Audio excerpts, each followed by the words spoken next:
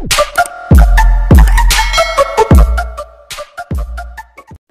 mga master! Welcome back again to our channel. Panibagong araw, panibagong kabanata na naman ang pagsamasamayin natin ngayong araw na ito. At kung bago ka sa ating channel, pag-click ang subscribe button and hit the notification bell para updated kayo sa ating mga susunod na videos. So mga master, bago natin simulan ang ating kabanata ngayong araw na ito, huwag po sana natin skip yung ads mga master no, dahil malaking bagay na po yan sa ating munting channel. So simulan na natin kabanata ngayong araw na ito. Let's go!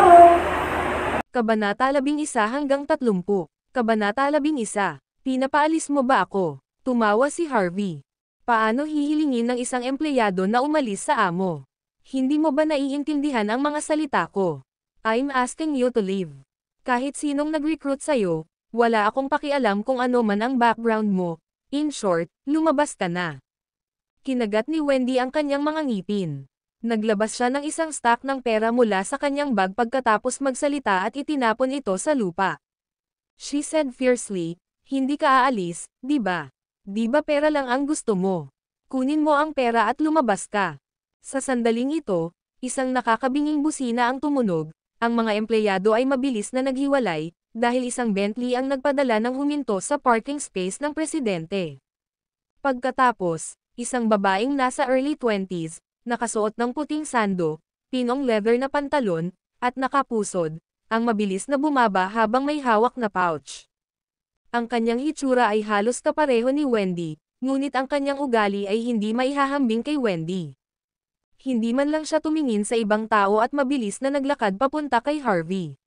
Yumuko siya ng 90 degrees at sinabing, I'm so sorry, Mr. York, there was traffic hence my tardiness. Sinulyapan ni Harvey ang dilag na ito at naalala na pala niya si Yvonne Xavier. Minsan siya ay nasa ilalim niya noong siya ay nasa Yorks pa. Hindi niya akalain na naging sekretarya siya ng presidente ng York Enterprise. Matagal na. Tumanggo si Harvey. Miss Xavier, nalilito ka yata. Humakbang si Wendy sa sandaling ito. Puno ng galit ang maganda niyang mukha. Kilala ng lahat kung sino ang presidente. Hindi ka basta-basta makakahanap ng tagalinis at tawagin mo siya ng ganyan. Malinis. Tiningnan ni Yvonne si Harvey ng maingat. Nakita niya ang walang ekspresyon nitong mukha. Pagkatapos ay lumingon siya kay Wendy ng malamig. Miss Sorrel, buksan mo ang iyong mga mata at makinig kang mabuti. Simula ngayon, ito na ang ating bagong presidente, si Mr. York. Ano? Nagulat ang lahat, lalo na ang security chief. Pakiramdam niya ay lamambot ang kanyang binti. Sinipa niya ang kotse ng presidente. Ito. Paanong posible? Imposible. Kinagat ni Wendy ang manipis na labi. Harvey ang tawag sa taong ito. Oo, pero kaklase ko siya sa kolehiyo. Alam ko ang ginagawa niya. Paano siya naging presidente natin? Labis na pagkalito ang naramdaman ni Wendy. Paano magiging live-in son-in-law ang isang presidente? Paano maaaring magtrabaho ang isang pangulo sa ganitong kasuotan? Isa pa, nahuli siyang hustler sa Platinum Hotel kahapon. Ang taong katulad ni Harvey, kahit nakasuot ng dragon robe, ay hindi magmumukhang prinsipe. Ikaw, bilang manager ay walang karapatan na magdesisyon kung siya ang presidente o hindi, mahinang sabi ni Yvonne. Sinabi ni Yvonne ang salita, mahirap ang manager. Kamakailan lang, may mga chismis na asenso si Wendy bilang general manager. Maraming tao ang nambobola sa paligid niya, ngunit ngayon. Buzz. Sa sandaling ito, walang maisip si Wendy. Namumutla ang maganda niyang mukha. Pakiramdam niya ay nanghihina na ang kanyang mga takong. Hindi siya nang ahas na tumingin kay Harvey. Isa siyang high-performing na individual at maraming koneksyon sa York Enterprise, maa-promote pa siya bilang general manager. Gayunpaman, gusto niyang tanggalin ang presidente ngayon, naghagis pa siya ng isang stack ng pera sa lupa para sa kanya. Mr. York, hindi ko sinasadya. Mabilis ang mahabang panahon, naglakad si Wendy kay Harvey at nanginginig na sinabi. Kunin mo ang pera, baka ito na ang magiging gastusin mo sa darating. Malamig na sabi ni Harvey. Nanginginig si Wendy, hindi siya naglakas loob na sumagot. Hindi siya pinansin ni Harvey at tumingin sa security chief. Samantala, tulala ang security chief at mapurol ang mukha. You are fired, mahinahong wika ni Harvey, tumalikod, at naglakad papasok sa kumpanya. Isang grupo ng mga tao ang sumunod sa kanya. Maraming empleyado ang nag-uusap tungkol dito. Ang York Enterprise ay isang malaking negosyo, na may halos 5,000 empleyado. Iilan lang ang nakakaalam sa biglaang pagbabago ng Pangulo. Pagkatapos gumawa ng ganoong kaguluhan, ngayon ay alam na ito ng buong kumpanya. Maraming empleyado ang yumuyuko sa kanya habang nasa daan. Gayunpaman, walang naglakas loob na tingnan mabuti si Harvey. Nakayuko din si Don sa karamihan. Itinaas niya ang kanyang ulo at sinulyapan ang likod ni Harvey. Sandali siyang natigilan, medyo pamilyar, ngunit hindi niya matandaan kung kaninong likod ito. Ang opisina ng Pangulo ay nasa itaas na palapag ng gusali ng opisina at inookupahan ang buong palapag. Ito ay na-refurbished magdamag ayon sa mga dating gawin ni Harvey. Casual na umupo si Harvey sa upuan ng presidente na may kakaibang ekspresyon. Masasabi lang niyang magaling si Jonathan dito. Maging ang pag-aayos ay maayos na ginawa, kaya komportable siyang magbayad ng 10 bilyon para dito. Nakatayo rin si Wendy sa opisina na may pag-aalalang ekspresyon bukod kina Harvey at Ivan. Hindi siya pinansin ni Ivan at naglabas ng ilang dokumento. Inilagay niya ang mga ito sa harap ni Harvey at sinabing, "Mr. York, nandito na ang mga dokumento. Magiging sa iyo na ang kumpanya simula ngayon." Maingat na tiningnan ni Harvey ang mga dokumento upang matiyak na walang butas sa kontrata at pinirmahan ito. Kinuha ni Ivan ang isa pang folder at sinabing, "Mr. York, ito ang ilang malalaking proyekto para sa nakaraang taon, pati na rin ang mga pamumuhunan na kakaplano lamang matapos. At saka, ito ang mga kandidatong mapopromote sa lalong madaling panahon, tingnan-tingnan sa pamamagitan nito. I don't have to look through it. I cancel na lang lahat ng naunang planong investments, at sabihin sa partner na nagbago na ang presidente," mahinang sabi ni Harvey. Ang kanyang isang pangungusap ay nagpasya sa buhay at kamatayan ng hindi mabilang na mga pamilya sa NIMH. At gayon din, ipahayag sa publiko na ang kumpanya ay nagdaragdag ng 5 bilyong dolyar upang mamuhunan sa pinakamahusay na mga proyekto sa NIMH. As for the promotion, ay pushback mo na lang muna yan. Wait till I get to know everyone. Oo, hindi naglakas loob na magsalita ng kalokohan si Ivan at mabilis na lumabas ng opisina. Boom! Isang suntok kay Wendy na nakatayo sa sulok. Alam niyang nasira ang kanyang promosyon dahil sa simpleng pangungusap nito. Maliban doon, ang ilan sa kanyang mga dating napagkasundoan na pamumuhunan ay tinanggihan sa isang pagkakataon. Sa madaling salita, ang kanyang pagsisikap sa nakaraang taon ay nawalan ng saysay. Baka mawalan pa siya ng trabaho. Nanlumo si Wendy kapag naiisip niya ang kanyang utang sa kotse at mortgage na 10,000 dolyar bawat buwan. Hindi niya alam kung saan nanggagaling ang lakas ng loob. Kasing lambot ng lamok ang boses niya. "Mr. York, hindi ko sinasadya. Can you fire me since magkaklase tayo dati? I can do whatever you want me ta. Handa ka bang gumawa ng kahit ano?" Natuwa naman si Harvey. Tumingin siya kay Wendy at sinabing, "Kung gayon, sabihin mo sa akin, ano ang dapat kong gawin sa iyo?" Ang video na ito ay edited by Urban Storytelling. Kabanata 12. Namumula si Wendy habang si Harvey ay nakatitig ng diretso sa kanya. Nahihiya siya. Napakayabang pa rin niya sa harap ni Harvey kagabi at hinamak pa niya itong umupo sa tabi niya. Gayunpaman, siya ang nakatayo dito ngayon, naghihintay ng kanyang order. Saglit siyang tinitigan ni Harvey. Bagamat tila medyo malamig ang matandang kaklase niyang ito, hindi naman ganoon kalala ang ugali nito. Mahinahon niyang sinabi ng maisip niya ito. "I will not fire you for this matter. As for your promotion, show me how capable you are, then we'll talk about it." Hindi niya ito pinansin pagkatapos niyang sabihin ito. He had just took over the company and still didn't figure out how the company operated. Paano siya mag-aaksaya ng oras sa pakikipag-usap kay Wendy? Bagamat maganda si Wendy, mas maraming magagandang babae ang nakita ni Harvey, at least ang asawa niya, mas maganda pa si Mandy sa kanya. Nagbago ang presidente ng York Enterprise. Lahat ng kasalukuyang pamumuhunan ay winakasan. Gayunpaman, nagdagdag sila ng 5 bilyong dolyar upang mamuhunan sa mga dekalidad na proyekto. Ang balita ay parang kulog sa lupa, kumalat sa buong NIMH sa loob ng maikling panahon. Alam ng lahat na ito ay isang malaking reshuffle ng mga pangunahing puwersa ng pamilya sa Niamey.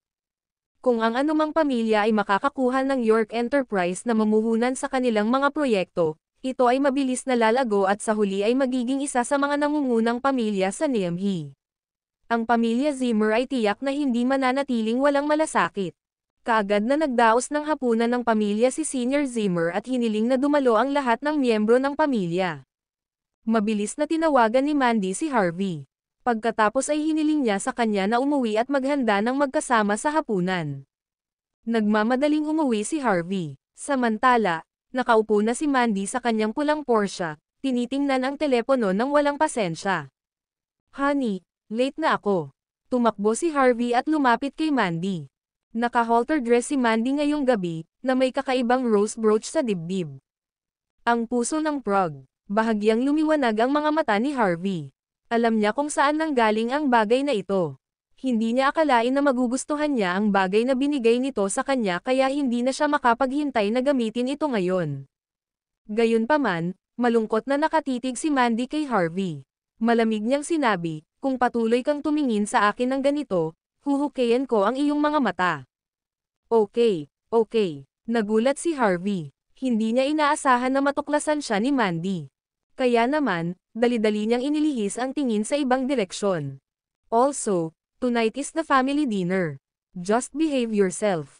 Huwag mo akong ipahiya." "Sige, alam ko." Sumakay si Harvey sa sasakyan. Narinig niya ang isang sigaw mula sa likuran bago niya maisuot ang kanyang seatbelt.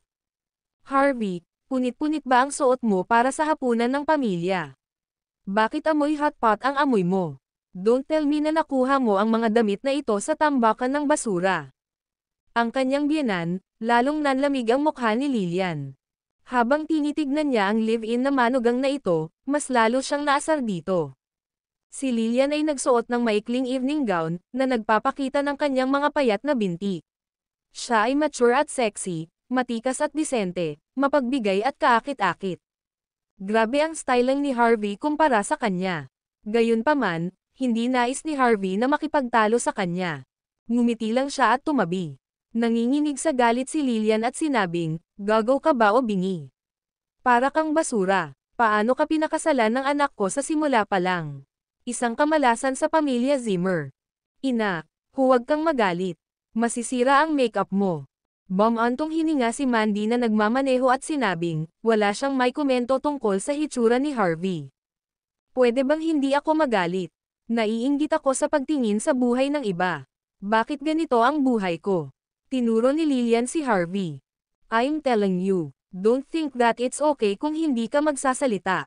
You will go get your divorce certificate with her early tomorrow morning. This is your compensation, understand?" Kinuha ni Lillian ang isang dakot na $100 na perang papel mula sa kanyang handbag at inihagis sa mukha ni Harvey. Umupo si Harvey doon, hindi kumikibo na parang hindi niya namalayan. Naawa man si Mandy sa kanya, nagalit pa rin siya nang makita ang walang pakialam na ugali ni Harvey. Kung maaari lang siyang maging mas matalino, hindi siya mapapahiya ng ganito. Pinigilan ni Mandy ang pagpupumilit na paalisan si Harvey sa sasakyan. Sa gate ng Zimmer Villa, 12-12 ng mga sasakyan at nakapark doon. Lahat sila ay mga sikat na luxury cars. Puno na ng tao ang hall pagdating nila. Nakarating na rin ang nakababatang kapatid ni Mandy, si Cynthia. Gayunpaman, nakasuot siya ng uniforme ng paaralan ngayon. Dapat huli na para palitan siya pagkatapos ng klase.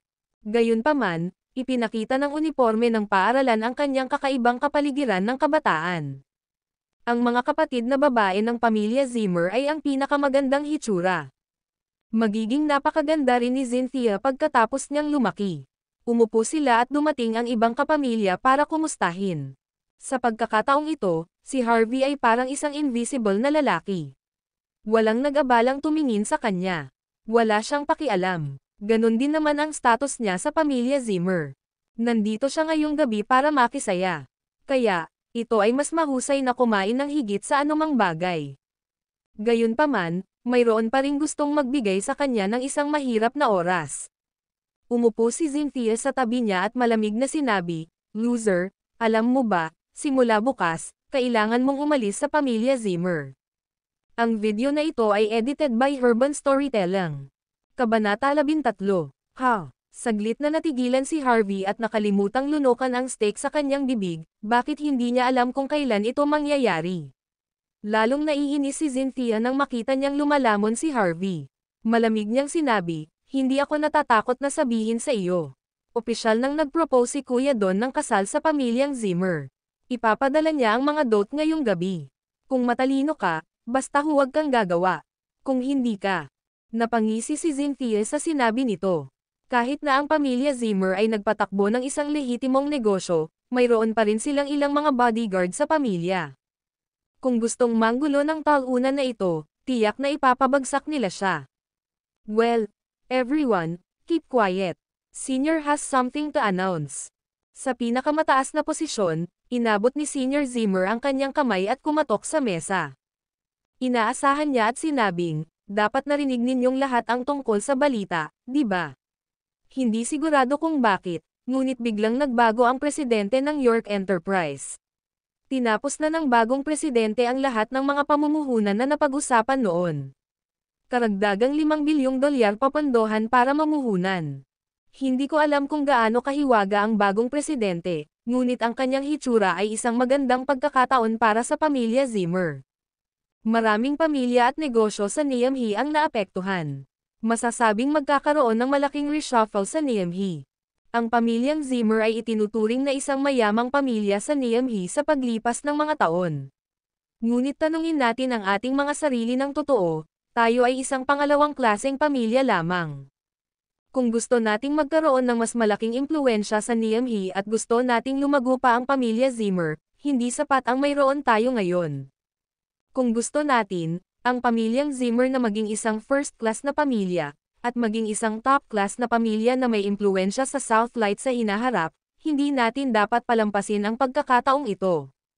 As long as we can cooperate with York Enterprise, as long as we can get on with the new president, as long as we can get a share of the $5 billion, then, we will be able to do whatever we want in Niamey. Ang mga miyembro ng pamilya Zimmer ay nagkatinginan sa isa't isa ng tahimik matapos magsalita si Senior Zimmer. Makipagtulungan sa York Enterprise, magpatuloy sa bagong pangulo. Alam ng lahat na ito ay isang pagkakataon, pabayaan ang pamilya Zimmer. Sino sa Niamey ang ayaw makipagtulungan sa York Enterprise? Sino ang hindi gustong makilala ang bagong pangulo? Gayunpaman, ang York Enterprise ay suportado ng York sa Southlight. Tiyak na mababa ang tingin nila sa isang pangalawang klaseng pamilya tulad ng pamilyang Zimmer. Nais ng pamilya Zimmer na samantalahin ang pagkakataong ito na lumago. Gayunpaman, tila nangangarap sila ng gising dahil napakababa ng posibilidad. Nagdilim ang mukha ni Senior Zimmer nang makitang walang sumasagot. Hindi nasisiyahang sabi niya. Bakit? Napaka-aktibo ninyong lahat kapag kumukuha kayo ng mga bonus. Ngayon kapag oras na para magsagawa ng mga gawain, lahat kayo ay umaatres na parang duwag. Isang grupo ng mga talunan. Ang panganay na anak ng pamilya Zimmer, ang tiyuhin ni Mandy, si Sean Zimmer ay kumatok sa mesa at sinabing, "Pare, maganda ang sinabi mo." Ngunit ang problema ay hindi pa tayo nagtagumpay na makuha ang York. Mga pamumuhunan ng Enterprise sa napakaraming taon. Higit pa rito, nagbago na sila sa isang bagong presidente ngayon. Paano naging napakadali ng mga bagay? Tumingin sa kanya si Senior Zimmer at malamig na sinabi, kung napakadali ng mga bagay, maaari ko lang itong lutisin sa isang tawag lang. Kailangan ko bang makipag-usap sa inyong lahat? Biglang lumiwanag ang mga mata ni Zack, tumayo siya at sinabing, Lolo, dapat alam ni Don kung sino ang bagong presidente dahil doon siya nagtatrabaho. Dapat ay matulungan niya tayong makuha ang puhunang ito. Hindi ba't nag-propose na lang siya ng kasal kay Mandy? Magiging pamilya tayo hanggat pinakasalan siya ni Mandy. Bagamat maaaring hindi natin ganap na makuha ang $5 bilyong, maaari pa rin tayong maghangad ng ilang daang milyon. Kung makuha natin ito, kung gayon hindi ba tayo magiging well-developed? Don Zander, bahagyang nakatutok si Senior Zimmer at sobrang nasiyahan kay Don. Pagkatapos ay tumingin siya kay Mandy at sinabi sa hindi mapag-aalinlangan ng tono.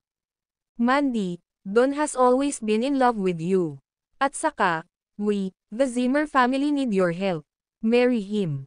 Nagulat si Mandy at hindi alam ang sasabihin. So, pinipilit ba niya itong hiwalayan?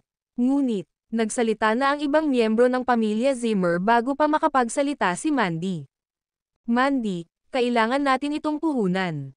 Oo, kung wala ang puhunan, baka malugi tayo. Ito ay isang magandang pagkakataon upang maalis ang iyong walang kwentang asawa. Kailangan mong sakupin ito. It can bring investment for the Zimmer family. Magkakaroon ka rin ng mayaman at gwapong asawa. Hindi nakaimik si Mandy. Sa sandaling ito, isa-isang tumayo ang mga miyembro ng pamilya Zimmer, sinusubukang hikayatin si Mandy. Sa kanilang opinyon, ito ang pinakamahusay na paraan upang makuha ang pamumuhunan. Narinig nila na medyo prominent si Don sa York Enterprise. Kung handa siyang tumulong sa pamilyang Zimmer, napakahusay nito. Gamit ang perang ito, ang buong pamilya Zimmer ay maaaring umunlad sa susunod na antas. Tumayo si Lillian at sinabing, "Pare, nagkataon lang. Tinawagan ako ni Don kahapon at sinabing gusto niyang pumunta para mag-announce. Inimbitahan ko siya para sa hapunan ngayon." Talaga, tuwang-tuwa si Senior Zimmer. "Dalhin mo siya dito." Natuwa si Lillian nang makita ang ekspresyon ni Senior Zimmer. Tila wala siyang ginawang mali. Sa wakas ay maalis na rin ng kanyang anak ang walang kwentang asawang iyon. Maaari rin niyang tamasahin ang kaluwalhatian at kayamanan. Salamat sa Diyos, biglang nagdim ang mga ilaw sa hall. Lumiwanag ang lampara malapit sa pinto, at pagkatapos ay pumasok ang isang magandang figure. Ang video na ito ay edited by Urban Storytelling. Kabanata 14, napatingin ang lahat doon. Nakita nila si Don na nakasuot ng maislan na suit at ang kanyang buhok ay maayos na nakasuklay sa likod. He looked handsome and smart.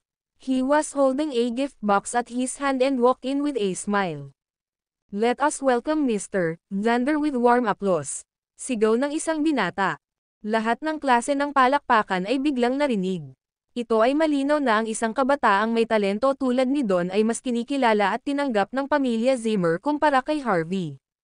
Higit sa lahat, matulungan niya ang pamilya Zimmer. Sa sandaling ito, ang buong pamilya Zimmer ay nakatingin kay Don na para bang siya ang Diyos ng kayamanan. Ngumiti si Don at kumaway sa mga tao sa paligid niya.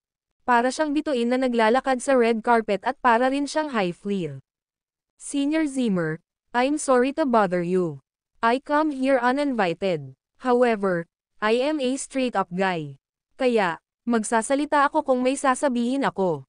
Don was smiling ambitiously. He said loudly, "In love ako kay Mandy sa unang tingin, but unfortunately, she was married to a loser. I have regarded this marriage as a joke for 3 years. But how much pain has Mandy suffered? I love Mandy. I don't want to see her endure such pain. Kaya nga, nandito ako ngayon para lang sabihin ito sa harapan ng buong pamilya Zimmer." Huminga ng malalim si Don. "I want to marry Mandy. I want to make her happy." Niyugyug niya ang buong silid. Masyadong prangka si Don Xander. Hindi siya nagbigay ng kahit anong mukha kay Harvey. Nandito din si Harvey. Gayunpaman, pag-isipan mong mabuti, Harvey, ang live-in-in-law ay talo lang. Bakit kailangan pang magligtas ng mukha ni Don para sa kanya? Hindi siya natatakot na masaktan siya. Harvey would be so pissed off now. He had such bad luck. Iniisip ko si Mandy nitong mga nakaraang taon. Nagpatuloy si Don. Kaya kung isakripisyo ang lahat para sa kanya. Dinala ko ang mga natamo ng aking pagsusumikap sa mga nakaraang taon ngayon. Dahan-daang binuksan ni Don ang gift box habang nagsasalita. May nakalagay na tseke at nakakagulat ang nakasulat na numero. "This is a cash check of $10 million. As long as Mandy is willing to marry me, then this will be my betrothal gift." Malakas na sinabi ni Don, "Kahit ang ari-arian ko na nagkakahalaga ng $10 milyong ay maaaring ilagay sa pangalan ni Mandy." Ano? Napabuntong hininga ang lahat at namutla ang mukha.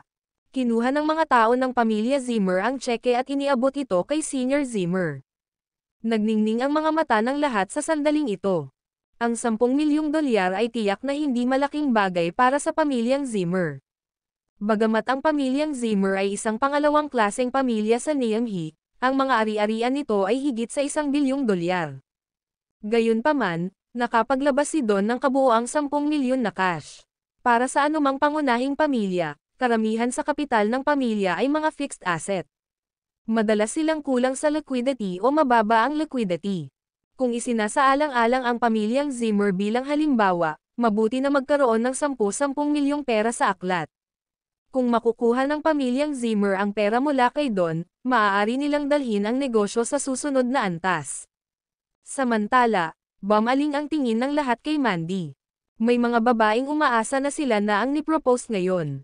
Napaka-romantic, 10 milyong dot. Ang pera ay isang bagay. Ngunit ang pinakamahalagang bagay ay ang pagkakaroon ng puso.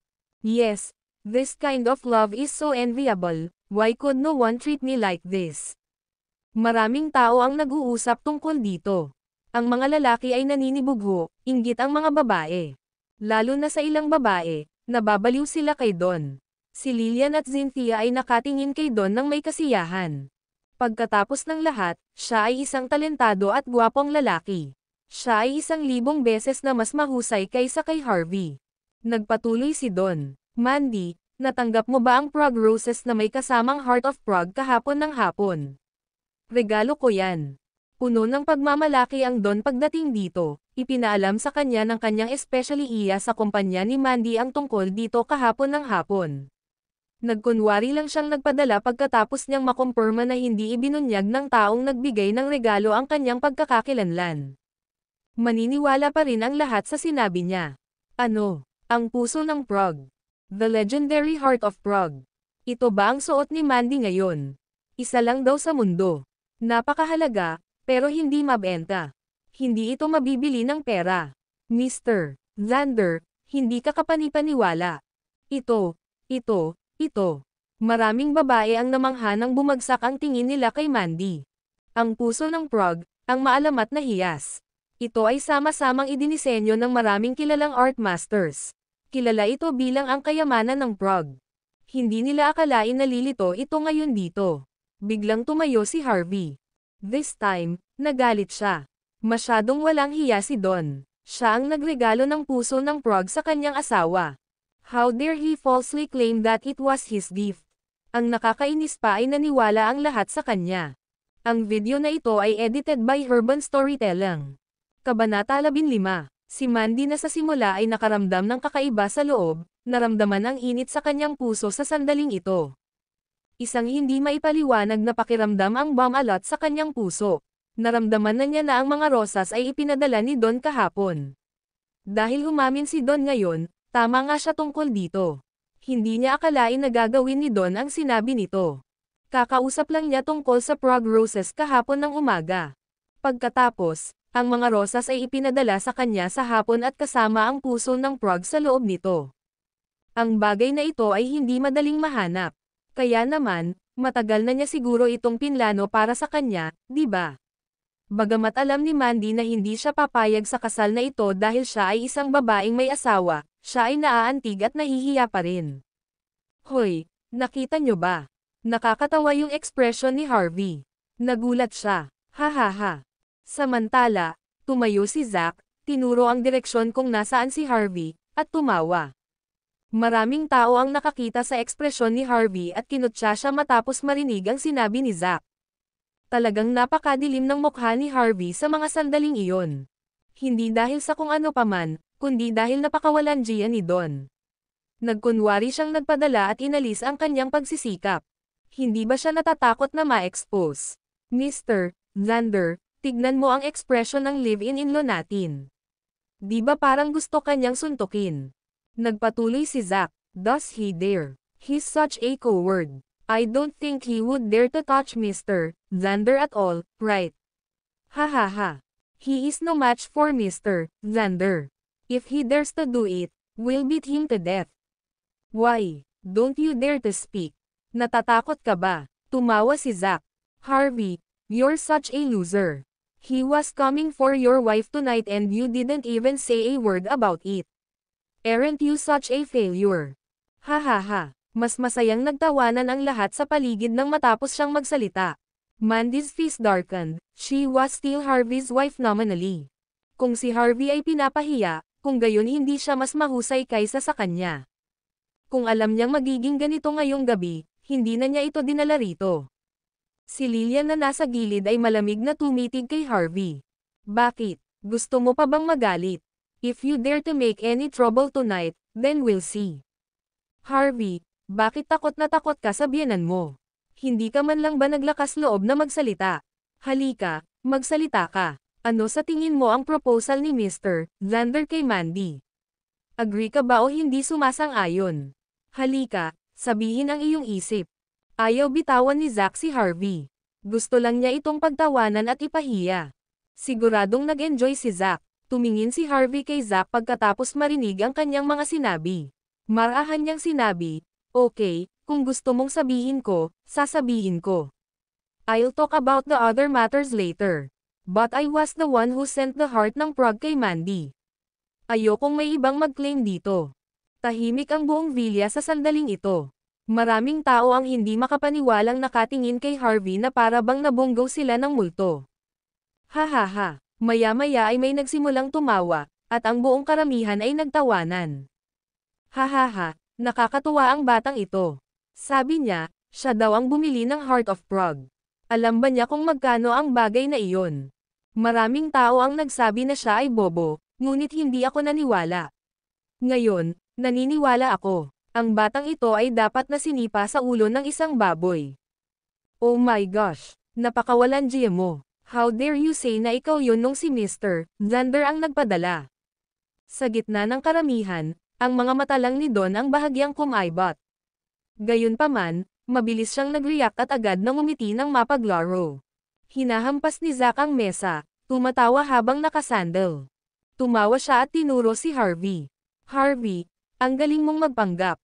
Sabihin mo sa akin, masyado ka bang naiirita kay Don kaya nag-malfunction ang utak mo?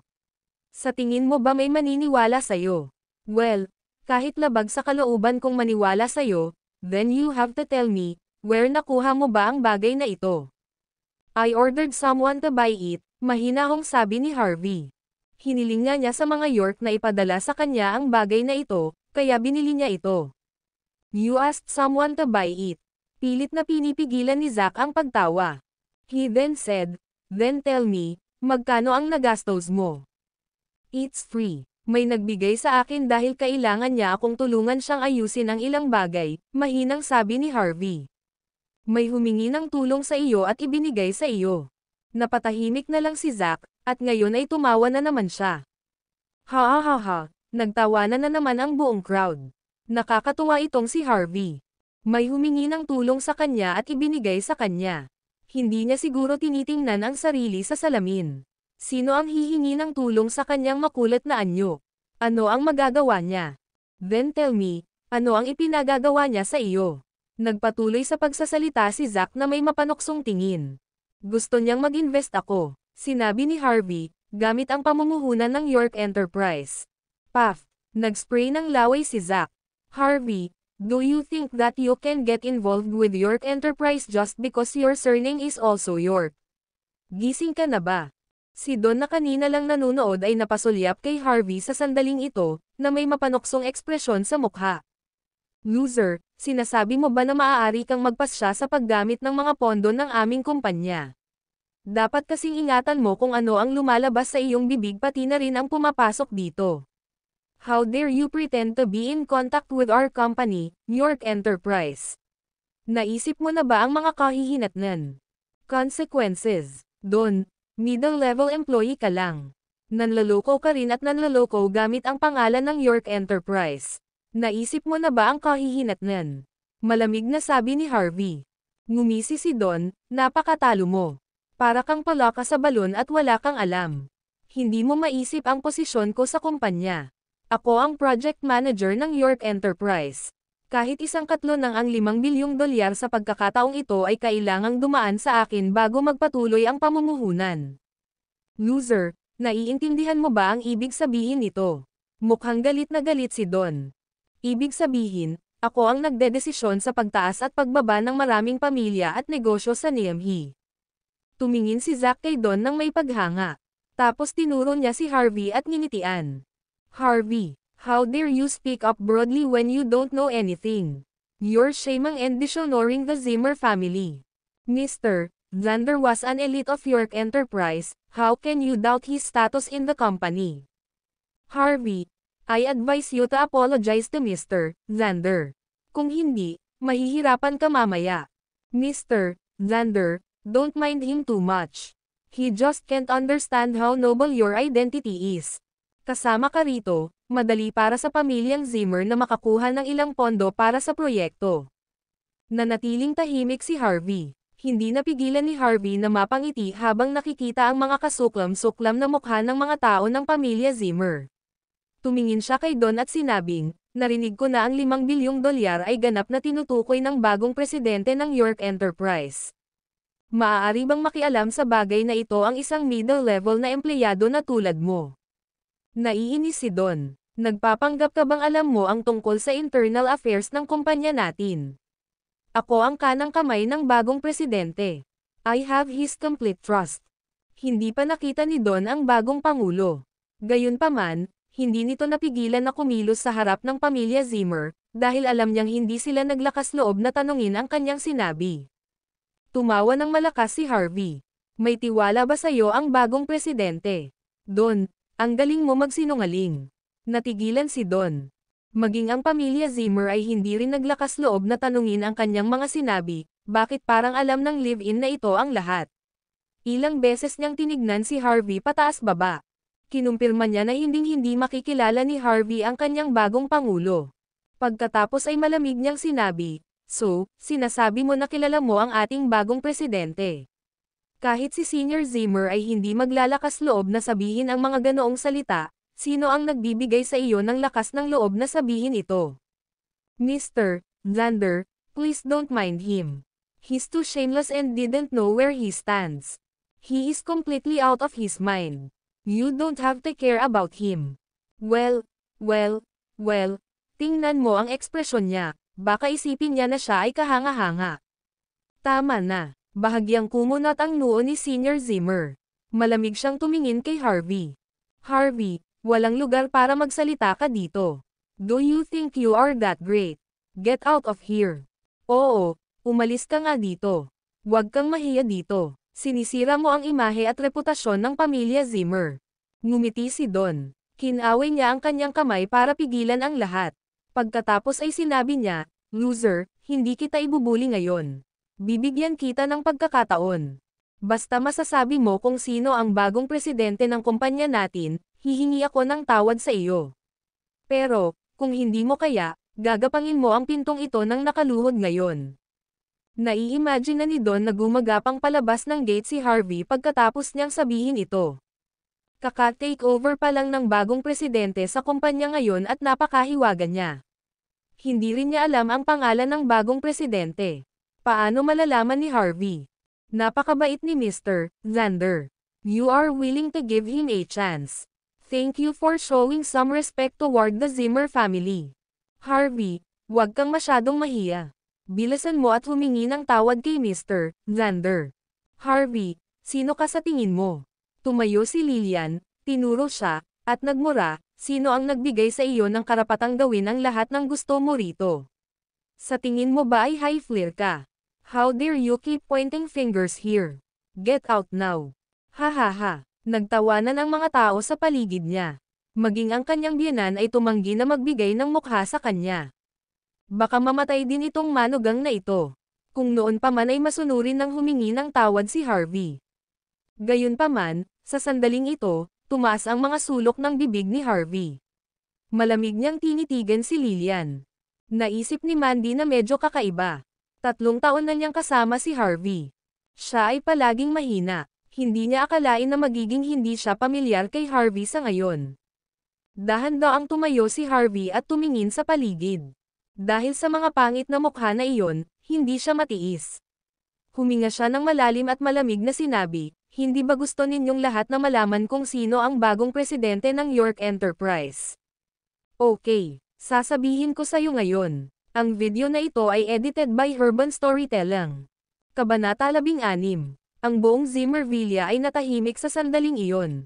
Halos lahat ay napalingon kay Harvey na hindi makapaniwala. Sinabi ng live-in na manugang na iyon ang lahat ng may katiyakan. Alam kaya niya kung sino ang bagong CEO na namuhunan sa York Enterprise. Hindi man lang siya pinaniwalaan ni Don. Malamig siyang ngumiti at sinabing, "Fine. Sabihin mo sa amin, sino ang bagong CEO sa aking negosyo?" Inilahad ni Harvey ang kanyang kamay at itinutok ito sa kanyang sarili. Mabagal niyang sinabi, "Ang bagong CEO ng York Enterprise ay ako." Laking gulat ng lahat kaya wala silang sinabi saglit. Ngunit sa susunod na segundo, "Ikaw." Natigilan si Don noong una. Napahawak siya sa tiyan niya at humagalpak ng tawa. Sa wakas, huminto siya sa pagtawa sa sobrang kahirapan. Tumingin siya kay Senior Zimmer. "Senior Zimmer, akala ko mahilig lang mag-show ang live-in mo." Pero nagulat ako nang makita siyang parang tanga. Sa sandaling sinabi niya iyon, si Zack at ang iba ay napatawa na rin.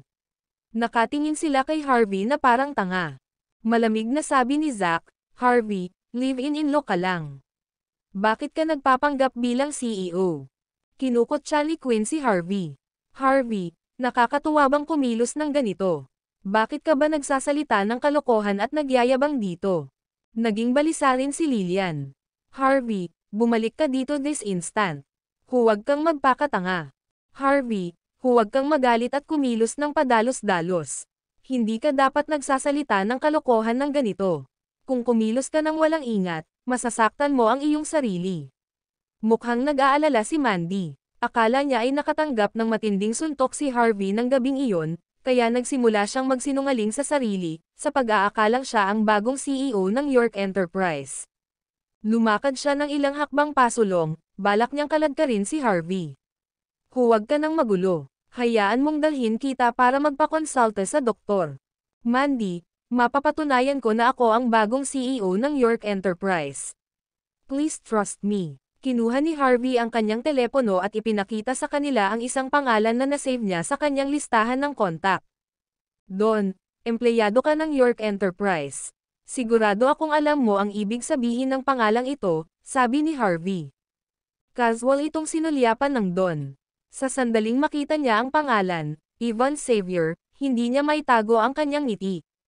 Pagkatapos ay sinabi niya, "Harvey, isa ka talagang uri. Sa tingin mo ba ito ay katibayan na ibinigay na mayroon kang pangalan ng aming sekretarya na nai-type sa iyong listahan ng kontak? Paano kung i-type ko ang pangalan ng sekretarya na nagtatrabaho para sa pinakamayamang tao sa mundo sa aking listahan ng kontak? Ginagawa ba akong pinakamayamang tao sa mundo? Nakakabaliw ka." Hindi siya naniwala ni Don. Medyo sikat ang York Enterprise.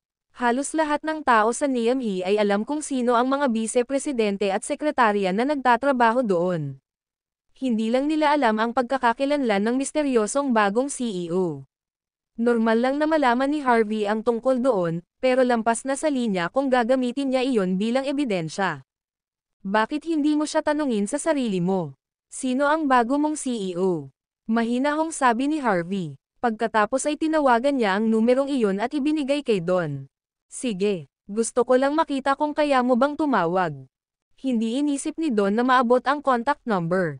Kaya direktang inilagay niya ang telepono sa speaker mode, naghihintay na makitang pinapahiya ni Harvey ang kanyang sarili. Ilang sandali pa ay may narinig silang malamig na boses mula sa telepono. "Wala sa serbisyo ang numerong na-dial mo. Pakisuri ang numero at subukang muli sa ibang pagkakataon." Ang video na ito ay edited by Urban Storytelling. Kabanata 17. Natigilan sila at hindi nagtagal ay humagalpak sila ng tawa. Ngumisi si Don at tumawa din. "Harvey, ito ba ang ebidensya mo? Hindi mo ba naisip na ito ay nakakatawa? Mr. Xander, bakit ka nag-aaksaya ng oras sa pakikipag-usap sa tanga?" Hindi ako naniniwala sa sinabi niya. Sa sandaling iyon, hindi na nakayanan ni Zack. Humakbang siya at inagaw ang lumang telepono ni Harvey, at binasag ito sa sahig. Itinuro nito si Harvey at pinagalitan, "Basta live-in-in-law ka. Bakit lagi kang naglalagay ng palabas? Sinabi mo pa na may ebidensya ka. F*** ka. Maligaw ka agad. Naiinis kami sa mismong pag-iral mo. Paano kami magkakaroon ng tulad mo sa aming pamilya? Isang walang kwenta." Ang lahat mula sa Zimmers ay nagkusa sa sandaling iyon dahil lamang sa pakiramdam nila na sila ay napahiya ng husto ni Harvey. Tiyak na alam nila na hindi maaaring si Harvey ang bagong CEO sa York Enterprise, ngunit naramdaman nilang minamaliit sila ni Harvey sa sandaling iyon. Ito, lampas sa inaasahan ni Harvey na hindi na ginagamit ni Ivan ang kanyang kasalukuyang contact number na 3 taon na niyang ginagamit sa araw na iyon. Ang pangunahing bagay ay hindi niya ipinaalam sa kanya na pinalitan niya ang kanyang numero ng kontak. Ngayon ay nabigo siyang makipag-ugnayan sa kanya. Malakas na sampal ang narinig. Nang ang lahat ay handa ng magsaya sa eksena, si Lillian, na nakaupo sa gilid, ay biglang tumayo. Naglakad siya papunta kay Harvey at bigla siyang sinampal ng walang anumang babala. Biglaan ang sampal na iyon kaya hindi nakapag-react si Harvey sa oras. Natigilan siya at muntik nang mahulog sa sahig. Bahagyang namula rin ang mukha niya. B*****. Hindi mo ba naisip na sapat na ang pagpapahiya mo sa amin ngayon? Tinuro ni Lillian si Harvey at sinaway ito ng marahas. Isa ka lang aso na iniingatan namin. Sino ang nagpahintulot sa iyo na gumawa ng katangahan dito? Ngayon ay iniisip mo na ikaw ay isang taong mahalaga at makapangyarihan. Sinabi mo pa na ikaw ang bagong CEO. Mawala agad. Ngumisi si Lillian. Isang dagandong ng tawa ang narinig. Agad namang nagtawanan ang iba. Mukhang nag-e-enjoy sila sa mga kasawian at eksena ni Harvey. Ito ay talagang medyo dramatic. Naguguluhan si Mandy sa mga sandaling iyon. Saglit siyang nag-alinlangan at malumanay na sinabi, Harvey, alam kong malaking dagok sa iyo ang nangyari ngayong gabi. Ngunit bakit mo sinabi ang isang malinaw na kasinungalingan? Hindi mo talaga kailangang gawin ito. Hindi ako pumayag na hiwalayan ka. Humingi ng tawad kay Mr. Xander sa sandaling ito. Kung hindi, kung ang insidenteng ito ay ipinaalam sa iba, at nalaman ng bagong CEO ng York Enterprise na may gumagaya sa kanya, ang mga kahihinatnan ay maaaring hindi maisip. Bahagyang nagulat si Harvey. Hindi niya inaasahan na ipagtatanggol siya ni Mandy sa oras na ganoon. Nasaksihan ni Don ang tagpong iyon, hindi na napigilan ni Don ang sarili. Kung hahayaan kong manatili pa rin ang manugang na ito sa mga Zimmer, tiyak na sisirain niya ang plano ko. Sa pag-iisip niyan, humakbang pasulong si Don at malamig na sinabi, Senior Zimmer, ang iyong live-in-in-law ay medyo magaling magpanggap. Hindi ito magandang senyales, baka lumikha siya ng gulo. Kung malalaman ito ng aking bagong CEO, tiyak na mawawalan ka ng pondong kailangan mo. Kung galit ang bagong CEO, baka malugi ka pa niya. Mas mabuting sipin mo siya sa Zimmers ngayon. Kung hindi, maya-maya ay mabibigatan ka sa kanya. Ang video na ito ay edited by Urban Storytelling. Kabanata 18. Nang marinig ang sinabi ni Don, biglang bumilis ang tibok ng puso ni Senior Zimmer. Tama iyan. Kung hahayaan ko pa si Harvey sa amin, ang buong Zimmers ay tiyak na mapahamak niya. Senior Zimmer, party mo dito ngayong gabi. Maaaring nakakalungkot kung ikaw ang nagkusa na bugbugin siya. Hayaan mo akong tulungan kang bigyan ng leksyon itong walang kwentang bagay na ito. Nang makitang bugbugin na ni Don si Harvey, walang intensyon si Senior Zimmer na pigilan siya. Bukod dito, ang iba pa mula sa Zimmers ay nag-e-enjoy din sa eksena. Matagal na silang naiinis kay Harvey at sabik na silang makitang binubugbog siya ni Don. Ngumiti ng masama si Don. Tumakbo siya pataas ng ilang hakbang, at ihahampas na sana niya ng flying kick ang mukha ni Harvey. Nagpunta siya sa gym upang sanayin ang kanyang sarili sa loob ng ilang taon na ngayon. Nag-aral pa siya ng taekwondo ng ilang taon mula sa isang tinatawag na private coach at nakakuha ng black belt. Sa sandaling iyon, ang kanyang sipa ay lumitaw na medyo mabangis at malakas. Naalala ko na expert si Mr. Xander sa taekwondo na may black belt. Tapos na si Harvey ngayon. Siguradong madadala siya sa stretcher kung ganoon. Pero ang tanga niya talaga. Kung hindi dahil sa hindi nararapat na bugbugin natin siya, matagal ko nang ginawa iyon. Sino ang nagtanong sa kanya na magpanggap na siya ang CEO? Ni hindi niya alam kung paano niya babayaran iyon. Pinag-usapan pa nila ito. Nagpipigil ng tawa ang lahat, sabik na sabik sa eksena. Talagang mahirap ang gabing iyon. Kung titiisin ni Harvey ang sipa na iyon, masusugatan ng husto ang ulo niya. Naningkit ang mga mata at humarap sa paparating na sipa, walang balak umatras si Harvey. Ngunit siya ay nakatayo sa kinatatayuan ng hindi gumagalaw.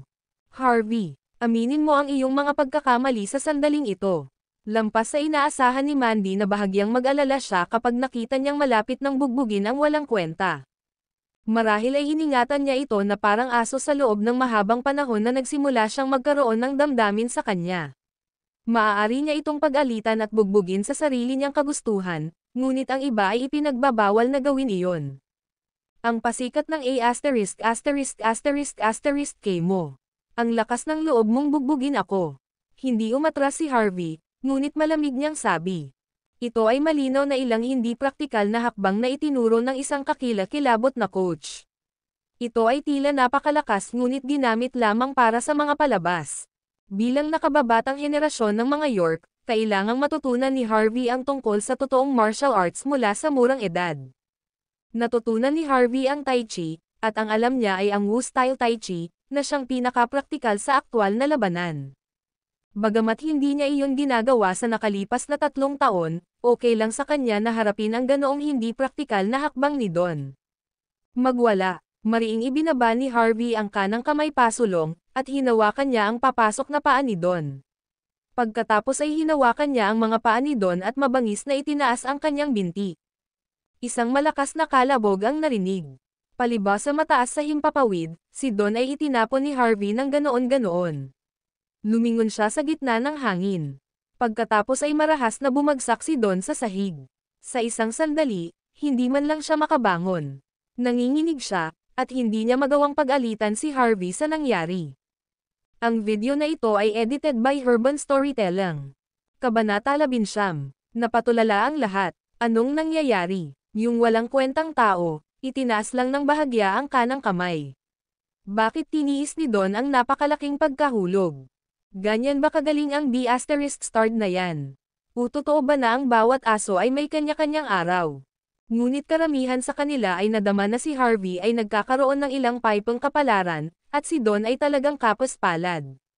Itinaas lang ni Harvey ang kanyang kamay ng ganoon, at si Don ay natapon ng husto. Harvey, just you wait and see.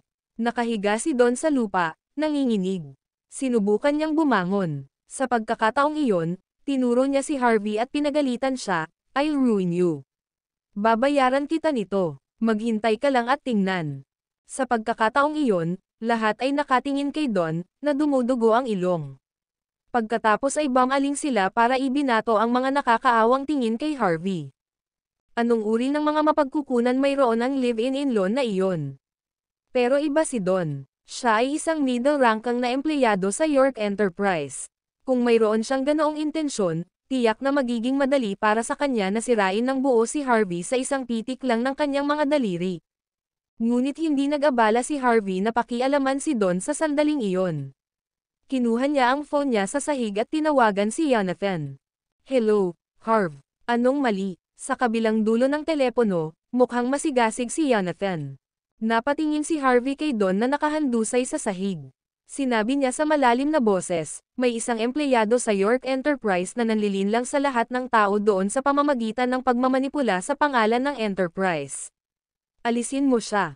Ano? Para sa akin. Wala naman masyado. Paano mo ito gusto? Alisin mo ang lahat sa kanya. Pagkatapos noon, diretsong ibinaba ni Harvey ang telepono. Mukhang kalmado si Harvey ng mga sandaling iyon. Tumawag pa siya sa harap ni Don. Nang makita iyon ni Don ay nagngangalit ang mga ngipin at galit na sumigaw, *****. Ang lakas ng loob mong bugbugin ako. Hindi pa tapos. Alam mo ba kung sino ako? Nagtatrabaho ako sa York Enterprise. Pinoprotektahan ako ng mga York sa Southlight. Sa Southlight, magagawa ko ang lahat ng gusto ko, at walang maglalakas loob na pigilan ako.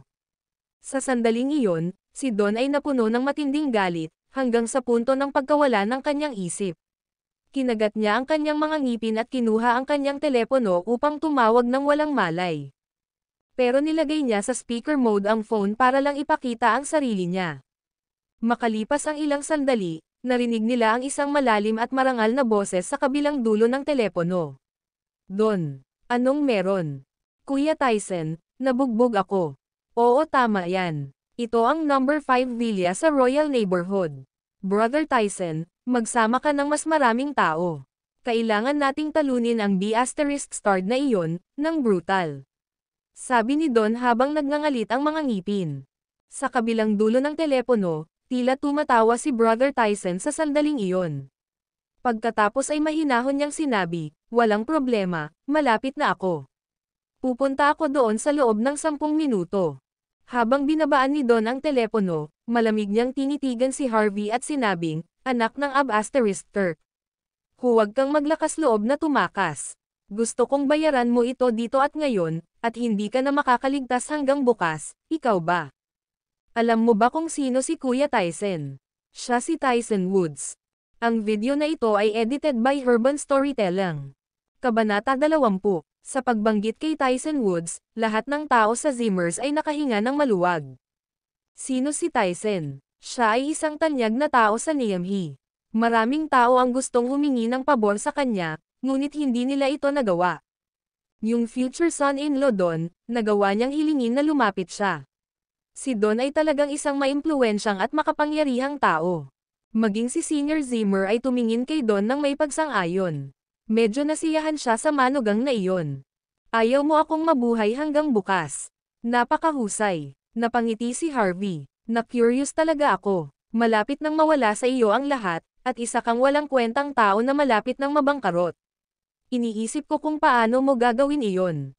May humagalpak sa tawa. Nasisiraan na ba siya ng bait? Si Mr. Zander ay isang mayamang kabataan. Nandito pa rin ang 1,000,000 check niya. Paano niya masasabing mawawala na ang lahat at mabangkarot si Mr. Zander? Alam ba niya kung ano ang bangkarote? Oh, ang live-in-in-law na ito ay palaging nananatili sa bahay at nanunood ng TV o nagbabasa ng mga nobela. Wala man lang siyang magandang edukasyon. Kaya pala ang daldal niya ngayon. Kung ako siya, tumakas na ako agad. Kung hindi, natatakot ako na baka hindi ako mabuhay hanggang bukas kapag nakarating si Tyson dito. By the way, tatawag na ba tayo ng pulis? Isa ka bang tanga? Bakit tayo tatawag ng pulis? Tawagan na lang natin ang ambulansya. Hindi namin maaaring hayaan na ang walang kabuluhan dito, malas naman. Lahat ng tao sa Zimmers ay masayang nakangiti. How dare that useless person be so stubborn here? Magiging madali siya kung hindi siya nabugbog sa D******H. Sa pagkakataong iyon, muling nag-vibrate ang telepono ni Don. Agad niya itong hinugot. Ito ay isang tawag mula sa kanyang superior, ang Vice President ng York Enterprise. Don, ang kulit mo. Anong ginawa mo sa labas? Tinawagan ako ni Miss Xavier, sinabing nalantad ang iyong krimen ng maling paggamit ng pondo ng proyekto ng Enterprise. Ngayon ay tinanggal ka na ng negosyo. Ang iyong buong ari-arian ay nagyelo at naliquidate. Hayaan mong babalaan kita. Kapag nakukulong ka na sa J***L, dapat alam mo kung ano ang dapat o hindi dapat ibunyag sa awtoridad doon. Ay, may itatanong sana sa kanya si Don, ngunit sa kasamaang palad, naputol ang tawag. Sa sandaling iyon, hindi nakabawi si Don. Bakit ako nabangkarot bigla? Tama ang hula ng live-in son-in-law. Sinumpa niya ako. Ngunit si Don ay isang matalinong tao. Hindi nagtagal ay nakabawi siya. Ngayon ang insidente ay hindi pa alam ng iba. Kaya maaari pa rin niyang gamitin ang ilang mga koneksyon na mayroon siya. Ngunit kung pinalampas niya ang pagkakataong iyon ng gabing iyon, ang balitang ito ay maaaring mahayag sa susunod na araw. At baka hindi na niya makasama si Mandy sa buong buhay niya. Kaya't anuman ang mangyari, kailangan niyang matagumpay na makamit ang kanyang layunin sa gabing iyon dahil naubusan na siya ng lahat ng iba pang opsyon. Tsaka masakit talaga sa A**S ang live-in-in-law. Mas maganda kung pwede niyang K**L si Harvey doon at saka sa Zimmers. Pagkatapos ay siya ay nasa parehong bangka kasama ang mga Zimmer. Mr. Zander, anong problema? Tanong sa kanya ni Zack na nasa tabi niya sa tonong pambabola. Ang video na ito ay edited by Urban Storytelling. Kabanata 21. Mabilis na bumalik sa katinoan si Don. Saka siyang umiti at sinubukang bumawi. Wala lang. Pinakiusapan ako ng Vice-Presidente na makipag-inuman. Wala akong oras ngayon. Kaya naman, nag-reschedule ako na makipagkita sa kanya bukas. Nagulat ang lahat sa pamilya Zimmer nang marinig nila ang tungkol dito. Ang Vice-Presidente ng York Enterprise, na humihiling kay Don na mag-inuman ng magkasama. Bukod dito, tinanggihan siya ni Don at ini-reschedule pa ito para bukas. May status at mukha nga siya. Ang lahat sa pamilyang Zimmer ay hindi napigil ang humakbang at magtipon sa paligid ng Don upang pasayahin siya. Sa oras na ito, isang tili ng preno ang maririnig mula sa tarangkahan ng villa. Huminto sa gate ang ilang itim na sasakyang pangkomersyal. Pagkatapos, itinulak ang mga pinto ng kotse. Isang dosenang malalakas na lalaki ang lumabas sa mga sasakyan na may dalang mga pakwan na kutsilyo at baseball bat. Isang masamang lalaking nakasuot ng puting kamiseta ang naglalakad sa gitna kasama ng matipunong mga lalaking iyon. Ito ay ang maalamat na Tyson Woods. Samantala, may hawak itong sigarilyo sa pagitan ng kanyang mga labi at hindi ito sinindihan. Sa halip, interesado siyang tumingin sa villa na nasa harapan niya. Kuya Tyson. Tumakbo si Don at yumoko kay Tyson, na nangunguna sa grupo ng mga lalaki. Tinulungan din niya itong magsindi ng sigarilyo. Tumanggo si Tyson. Pagkatapos ay sinabi niya habang naglalakad, sino ang bubuli sa kaklase ko, si Don. Itong tanga, Kuya Tyson. Ibaba mo siya sa lupa. Iligtas mo lang siya ng hininga. Sigaw ni Don. Sa sandaling ito, ang buong pamilya Zimmer ay nagulat din. Halos lahat ay tumayo, at puno ng paghanga ang kanilang mga mata nang tumingin sila kay Don. Tyson Woods. Inimbitahan ni Don ang isang mataas na profile na tao sa lipunan dito. Hindi siya nagyayabang. Si Tyson Woods ay isang kilalang tao sa mga lansangan ng Niamey. Sikat daw siya sa paggamit ng dalawang pakwan na kutsilyo sa mga K*L na tao. Ang ganitong karakter ay hindi madaling maimbitahan ng mga ordinaryong tao. Bagamat ang pamilyang Zimmer ay isang pangalawang klaseng pamilya, mayroon pa ring ilang security personnel sa bahay. Gayunpaman, ito ay wala kong ikukumpara sa isang tao tulad ni Tyson Woods. Si Tyson Woods ay sikat sa pagiging walang awa. Ito ay pinaniniwalaan na kahit na ang mga first class na pamilya ay kailangang magbigay sa kanya ng ilang mukha. Si Harvey, ang live-in na manugang, ay magkakaroon ng malaking problema ngayong gabi. Kahit na alam niya ang kaunting tai chi, paano ito magiging big deal sa harap ni Tyson? Anong biro? Harvey, dali, hindi alam ni Mandy kung ano ang iniisip niya sa mga sandaling ito. Bigla siyang nataranta at nagsalita ng mahina. Ang video na ito ay edited by Urban Storytelling. Kabanata 22. Nagulat si Harvey kay Mandy. Una nang naramdaman ni Harvey na sa simula pa lang ay pinabayaan na niya ang kanyang asawa at wala lang pakialam sa kanya. Kaya naman, hindi niya akalain na may pakialam siya sa kaligtasan niya sa sandaling ito. Nag-init ang kanyang puso sa pag-iisip nito. Gayunpaman, hindi napansin ni Mandy ang pagbabago ng emosyon sa isip ni Harvey. Siya ay labis na kinakabahan sa sandaling ito. Sino ito? Ito ay si Tyson Woods, ang kilalang kapatid na Tyson. Bagamat hindi niya ito nakita ng personal, narinig niya ang maraming tao na nagbabanggit sa kanya. Si Tyson Woods ay sinasabing isang gangster ilang taon na ang nakakalipas, ngunit pagkatapos ay na-recruit siya, sinanay, at inayos ng isang tao. Sa hindi inaasahan, lumaban din siya at sa wakas ay gumawa ng pangalan para sa kanyang sarili sa Niamey. Bagamat si Tyson ay nasa negosyo at naging mas pinigilan sa nakalipas na 2 taon, ang kanyang reputasyon ay napakalakas pa rin at nakakatakot kung saan ang mga pulis at ang triad ay kailangang magbigay ng mukha sa kanya. Harvey the live-in son-in-law, ay darating sa isang masamang katapusan kung siya ay maglakas loob na gulo sa Don sa harap ng tulad ng isang tao. Bilisan mo at umalis ka na. Nag-aalala si Mandy. Tumayo siya at hihilahin na sana si Harvey, pero hinawakan siya ni Cynthia sa kabilang side. Hindi nakaimik si Cynthia. Ano kaya ang iniisip ni sister ngayon? Wala ba siya sa isip niya? Hindi ba't lagi niyang kinasusuklaman ang walang kwentang manugang na ito? Bakit ngayon pa siya tinutulungan niya? Hindi lang si Mandy, kundi ang iba pang miyembro ng pamilya Zimmer ay pinigilan din si Mandy.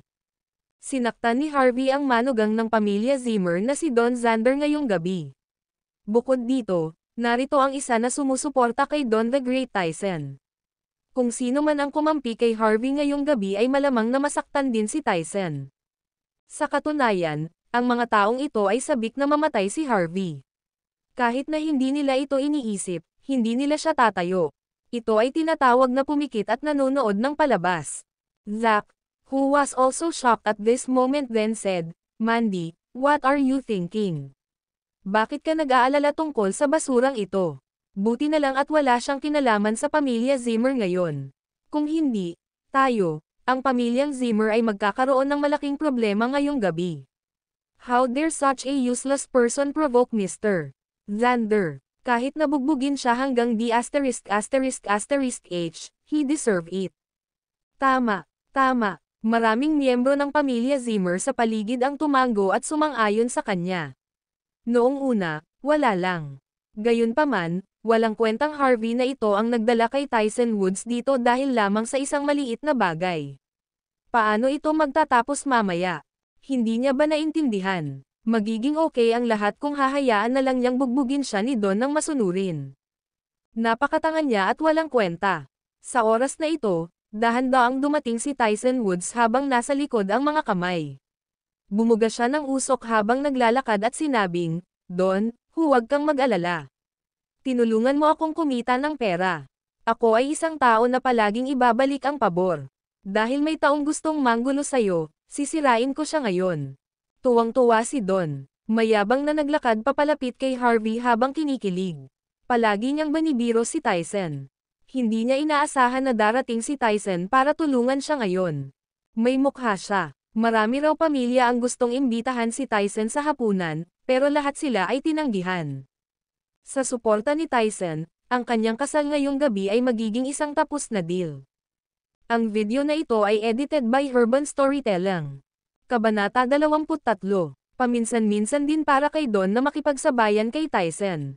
Minsan, pumunta si Don sa Platinum Hotel. Aksidente niyang nabangga ang isang magandang babae at muntik na siyang maki******. Dumaan si Tyson at ayaw niyang may gumawa ng gulo sa tindahan.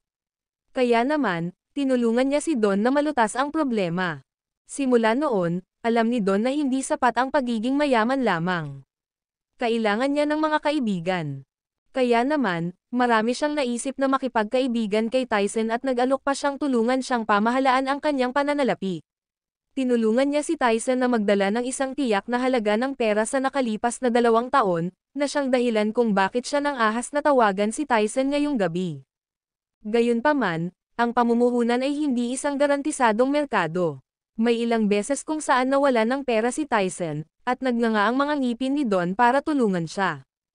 Ito ay dahil alam niya na kung maglakas loob siyang magpalugi kay Tyson, binugbog siya ni Tyson hanggang sa ihugat niya ang kanyang pantalon.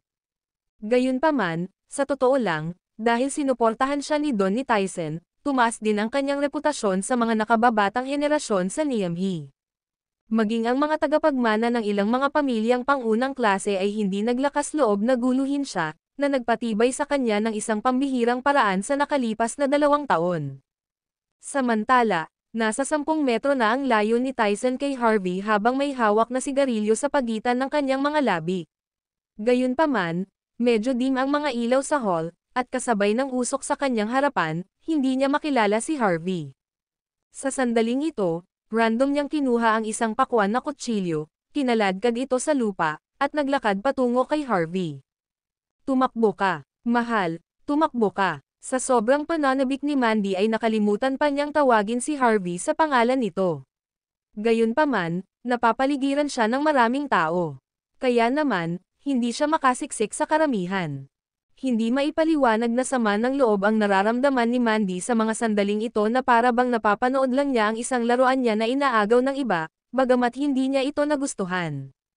Naisip niya noong una na wala siyang pakialam kay Harvey, at kung maaari niyang hiwalayan ito ng mas maaga, ito ay magpapalaya sa kanya. Gayunpaman, nalaman niyang medyo nagmamalasakit pa rin siya kay Harvey sa sandaling ito. Sa kasamaang palad, nakita niyang ibinuga ni Tyson ang sigarilyo mula sa kanyang bibig at itinaas ang kutsilyo bago niya matapos ang pag-iisip tungkol dito.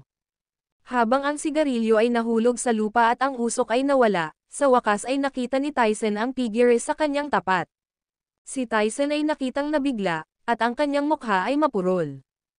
Ang video na ito ay edited by Urban Storytelling. Kabanata 24. Ngumiti si Harvey at hindi nagsalita. Gayunpaman, si Tyson, na nasa kabaligtaran, ay walang kamalay-malay na nanginginig sa sandaling ito. Ang gangster na ito na kadalasang nanliligaw sa mga tao ay walang awa na naramdaman na nanlalamig na siya at malapit nang mabasa ang sarili sa puntong ito. Lalo na nang magtama ang mga mata ni Harvey, pinagpawisan siya ng malamig at hindi makapagsalita ng matagal. Si Don, na nasa likod ni Tyson, ay medyo nabalisa nang makitang tumigil ang kanyang paggalaw. Pagkatapos ay sinabi niya, "Brother Tyson, huwag mag-alala. Isa lang siyang walang kwentang B***starred at live-in son-in-law. Ibaba mo siya, at putulin ang kanyang mga kamay." Patuloy ang pag-ungol ni Don sa mga sandaling ito. Medyo namumula ang kanyang mga mata, at hindi na siya makapaghintay na makita si Harvey na hinahakta *******h on the spot. Ang taong gusto mong tanggalin ay siya. Sa wakas ay nag-react si Tyson sa sandaling ito. Ibinaling niya ang ulo at mapait na tumingin kay Don. Halos mapaiyak si Tyson. "Don, mas mabuting aminin mo na mali ang tao mo, o kung hindi." "Oo, siya yon. Kuya Tyson, kunin mo siya." Tinuro ni Don si Harvey at sumigaw. Para naman sa pamilyang Zimmer, lahat sila ay nanood ng eksenang ito na may kaunting pananabik sa kanilang mga mukha. Alam nilang lahat na ang wimp na ito ay *****di man ngayon, ngunit anabangan nila kung paano siya namatay. Gayunpaman, sumimangot si Senior Zimmer at sinabing, "Don, ay tune up mo lang siya ng konti, huwag mo siyang pakawalan. Huwag mo siyang kukulitin." Ngumisi si Don. Sinira ni Harvey ang kanyang reputasyon sa harap ng maraming tao. Kahit na hindi niya ginawa iyon, gusto pa rin niya siyang ***D dahil ito lang ang paraan para makasama niya ang pamilya Zimmer. Ito rin ay isang mahalagang lugar kung saan maaari niyang tabyusan ang kanyang sarili. Bukod dito, kailangan niyang takutin ang mga tao sa pamilya Zimmer, kaya kahit na alam nila na siya ay nalugi, walang sino man ang maglalakas loob na akusahan siya ng anuman. Maaari pa niyang gamitin ang mga mapagkukunan ng pamilya Zimmer at maibalik ang kanyang sarili sa tuktok. Halos matawa si Don nang maisip niya ito, konti na lang. Mag-aani siya ng mga benepisyo sa kanan at kaliwa at babalik sa tuktok hanggat hinalikan niya si Harvey. "Well, since nagsalita na si Senior Zimmer, kapatid na Tyson, ililigtas natin siya sa kanyang buhay." Nagnganga ang ngipin ni Don habang sinasabi ang pangungusap na ito. Ipinahiwatig niya si Tyson na papatayin siya. Sa oras na ito, hindi narinig ni Tyson ang sinasabi ni Don. Pagkatapos ay ibinaling niya ang kanyang ulo.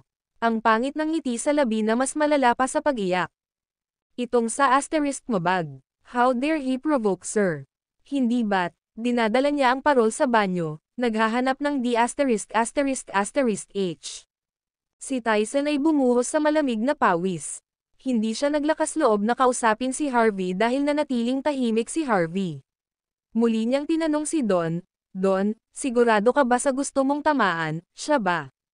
"Siya yon." Sumigaw si Don at sumugod kay Harvey na may pananakot na mga galaw. Nang makitang walang galaw si Tyson, gusto niyang sumuntok para mapabagsak si Harvey mag-isa. Dahil dito, napahawak na si Tyson sa kanyang buhok bago pa siya makalapit kay Harvey.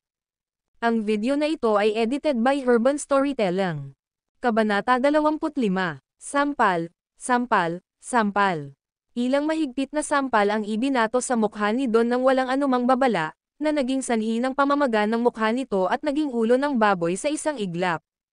Natigilan si Don. "Brother Tyson, hiniling kong itapon mo itong basura, bakit ka?" Lahat ng naroon, pati si Don, ay natigilan.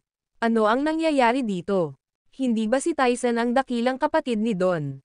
Paano siya madaling mahulog kay Don?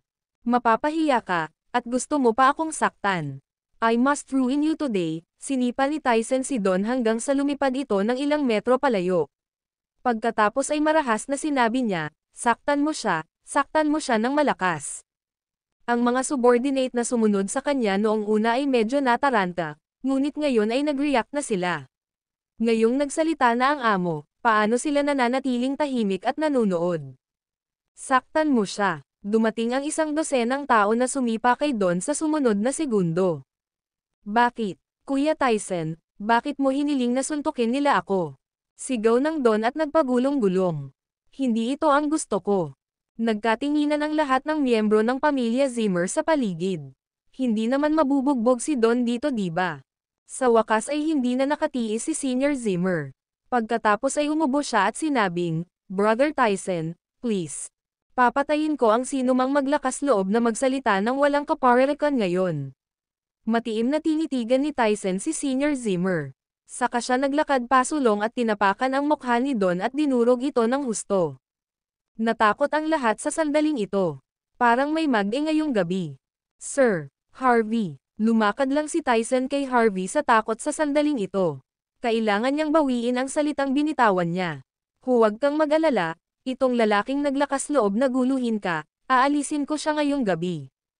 Tumutulo ang malamig na pawis ni Tyson habang sinasabi ito. Hindi niya ipinakita ang kanyang mga merito nang makilala niya si Harvey kahapon. Pagkatapos ay nangyari ito. Sa sandaling ito, sabik na sabik si Tyson na si Don. Ano ang nangyayari? Napatulala ang lahat habang nakatingin sa gawin ni Tyson.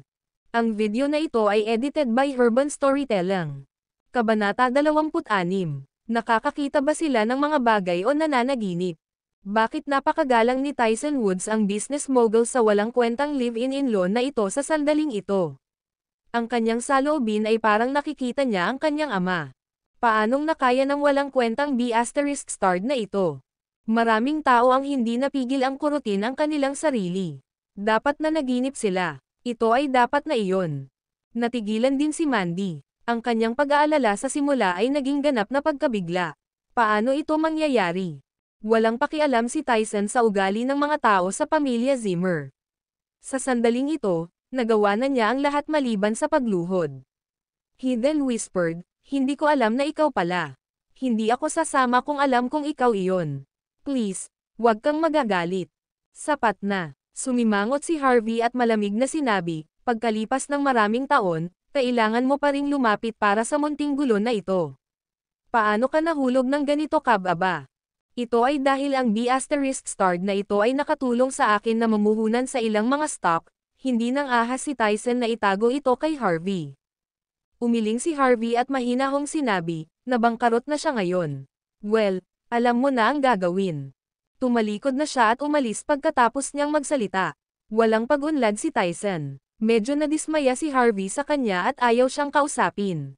Shitty. Namutla ang mukha ni Tyson, at takot na takot ang business mogul na ito. Maaaring hindi alam ng iba kung sino si Harvey, ngunit alam nila na nagsimula nang mag-deploy si Tyson sa lahat ng bahagi ng Southlight noong siya ay teenager pa. Bagamat tila napakahusay ni Tyson sa kanyang larangan, alam niyang isa lang siyang alipin sa harap ni Harvey. Kung hindi niya iyon inamin, matagal na siyang nag-************. Si Sir kadalasan ay hindi mahilig magsalita ng walang kaparirikan. Kung tatahimik siya, ibig sabihin galit siya. Saktan mo siya hanggang mamatay. Matalim na sabi ni Tyson. Hindi pa tapos ang usaping ito. Siya nga pala, sinabi ni Sir na nabangkarot ang lalaking ito, tapos ang pera na inilagay ko sa kanyang. Mas nakakatakot pa ang mga mata ni Tyson kaysa kanina habang iniisip niya ito. Humakbang siya pasulong, hinawakan ang kwelyo ni Don, at hinayla siya pataas. Malubhang nabugbog si Don sa oras na ito, kahit na bahagyang mas maganda kaysa sa ulo ng baboy. Napaluha siya sa sandaling ito. "Kuya Tyson, bakit? Sampal." Ang video na ito ay edited by Urban Storytelling. Kabanata 27. Sinampal ni Tyson si Don sa mukha at malamig na sinabi, "Hindi mo ba alam kung bakit ko inutusan silang hampasin ka? Hindi mo ba kilala kung sino si Harvey? How dare you offend him? Siya, hindi ba siya ang walang kwentang live-in-in-law ng pamilya Zimmer?" Sa sandaling ito, labis na pinagsisihan ni Don na malapit na siyang magsuka ng dugo. Pinagtripan siya nang tinawagan niya ng ganito, and it was because of this B***starred Harvey. Hindi niya naiintindihan. Live-in son-in-law. Ngumisi si Tyson. Nang isisiwalat na niya ang pagkakakilanlan ni Harvey, nagkataon na nakita niyang casual na sumulyap sa kanya si Harvey. Siya subconsciously kinilig at nagmura. "Tinatanong kita, nalugi ka na ba? Ibig sabihin wala na yung 5 milyon na binigay ko sa'yo." Ang pamilya Zimmer ay hindi nang ahas na hikayatin siya. Sa sandaling ito, lahat sila ay nabigla, lalo na si Senior Zimmer. Bahagyang nagbago ang ekspresyon niya nang marinig nila ang sinabi ni Tyson. Hindi niya namamalayan na humakbang pasulong at sinabing, "Brother Tyson, kakasabi mo lang ba na si Mr. Xander ay nawala na? Totoo ba ito?" Ang mga taong tulad ni Senior Zimmer ay naglakas loob lamang na maging agresibo sa harap ng mga juniors ng kanyang pamilya. Hindi siya nang ahas na maging walang galang sa harap ng isang tulad ni Tyson. Mabuti na lang na naitanong niya ang pangungusap na ito sa sandaling ito. Inilibot ni Tyson ang kanyang mga mata. Ang tandang matandang ito sa totoo lang ay hindi alam ang pagkakakilanlan ni Sir. Sinabi na ni Sir na nag-bust-bust si Don. Paano ito magiging peke? Gayunpaman, natakot si Tyson na ibunyag ang pagkakakilanlan ni Harvey sa sandaling ito. Sa halip, hinawakan niya ang leeg ni Don at malamig na sinabi, "Say it yourself. Kung mahuli kang nagsisinungaling tungkol dito, puputulan ko ang iyong mga daliri sa bawat salita na iyong sinabi." Sabihin. Sasabihin ko. Basahin na sana ni Don ang sarili. "Kuya Tyson, hindi ko sinasadya. Sira na ako, pero babayaran ko sa iyo ang pera, gagawin ko." "Okay, ikaw na mismo magsabi. Bibigyan kita ng 3 araw. Kung hindi mo ako mabibigyan ng 5 milyon sa oras na iyon, puputulan ko ang isang kamay mo." Ngumisi si Tyson. Muli niyang sinampal ang mukha ni Don bago sumigaw ng malakas, "Go!" Lahat ng mga subordinate na iyon ay umalis sa Zimmer Villa na may ********************************************************************************** si Tyson Walang nakakita na si Tyson ay duwag na tumakbo ng mas mabilis sa sandaling ito. Na sana niya si Don kung wala lang masyadong nanonood. Tyson Woods, nanginginig na tumayo si Don na puno ng hinanakit nang mawala ang figure ni Tyson. Nagkatinginan ang buong pamilya Zimmer. May biglang nagsabi pagkaraan ng ilang sandali, "I see." Nalaman ni Mr. Woods ang tungkol sa pagkabangkarote ni Don. Kaya, pumunta siya ngayong gabi upang hayaan itong sumabog sa mukha ni Don. Oo, yun lang. Naisip ko kung gaano kagaling ang walang kwentang Harvey na ito.